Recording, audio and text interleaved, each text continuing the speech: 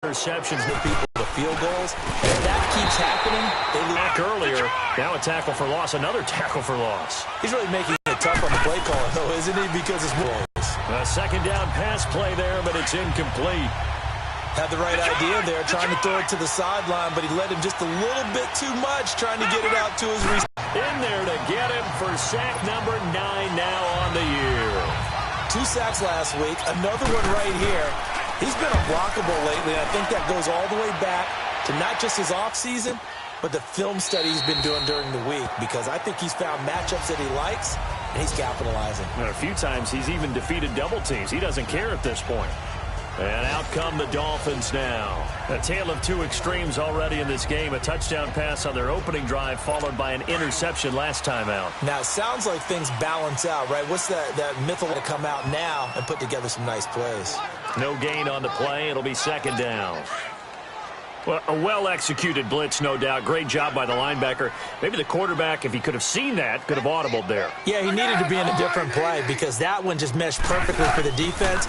All the gaps were filled except for the one the offense really wanted to run through, and that was filled by a big man wanting to make a tackle. And he made a great tackle. And they'll get 9 there as that sets him up better for third down. Came up a little short on the last pass play. They did get 9 yards out of it, leaving him with his 3rd and 1. Here's Smith on the option left. And he will lose yardage and be backed up to the 24. He loses 4, and it brings up 4th. I don't think there's any doubt that if it's me, I'd be really cautious about continuing to call this play because you got to know, defenders, if they get a free shot at the QB, they want to take it, and they want to take it big. And they got it there on the option play for a loss. Well, that'll be put in the books as a 53-yard punt. And the Bears take over. And now Chicago getting ready to go as they take the field. And things haven't started so well for this side. 2 drives, 2 punts. So now you've got to start looking not just at play calling, but which guy's going to step forward and say, okay, let's get this thing done. Because within that unit of 11, sometimes... And now this is intercepted. My goodness. Picked up. He's going to flip that out to the flat. It's complete. And he'll take this into the end zone for a Dolphins touchdown. What's the importance there in the passing game? Well, oftentimes you can create mismatches because who's going to cover him, and you get him into space, which is where he likes to operate with the ball in his hands. Oftentimes makes people miss, gets that run after the catch, and off he goes. And into the end zone. This will be taken in at the 1. And he'll get across the 20 before he's brought down at about the 23-yard line. And now Chicago getting ready to go as they take the field. Already down 2 touchdowns here in the first half. This becomes a pretty important drive, doesn't it? It certainly does, and a lot of the teams script plays. We know that, right? They have a script to start the ball game, and typically those scripts go between 12 and 24, 25 plays. Down 2 touchdowns early, probably not very deep into their script. I think that they'll stay with it. I think they'll abandon it. The Dolphins get there this time, and they bring him down. Jabal Sheard in there to get him for sack number 9 now on the year. But that was their 3rd sack of the ball game. 2nd in the league in sacks coming into this one. They're planning on making it a race to the top, aren't they? Absolutely. They're looking up at that top spot, but they might be looking down at the 2nd spot pretty soon.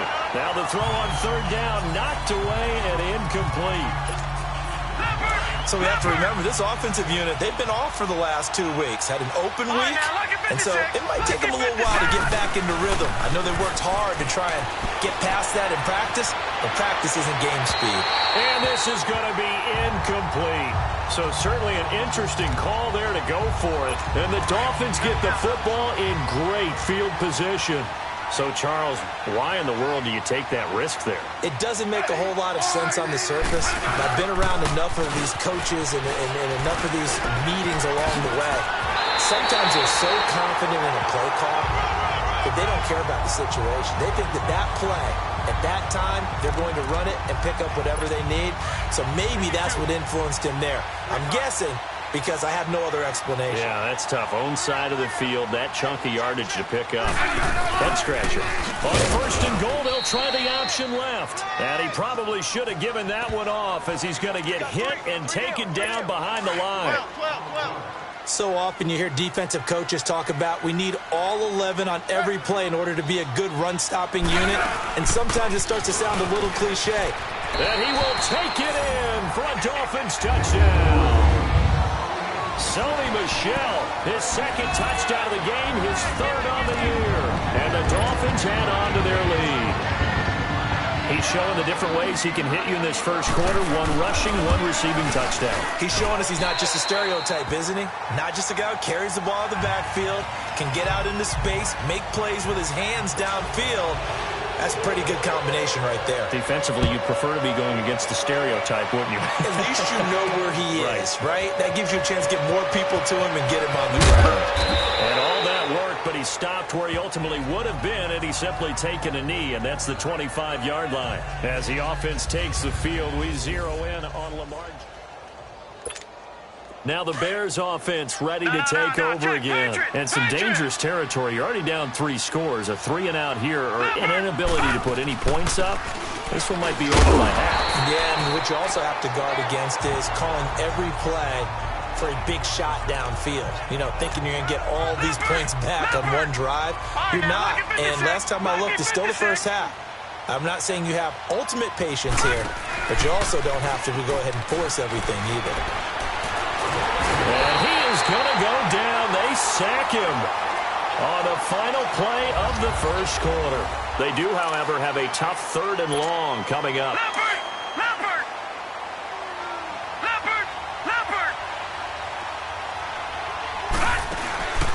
They go play action with Jackson. Buying time to his left. Now he's going to throw deep back over the middle.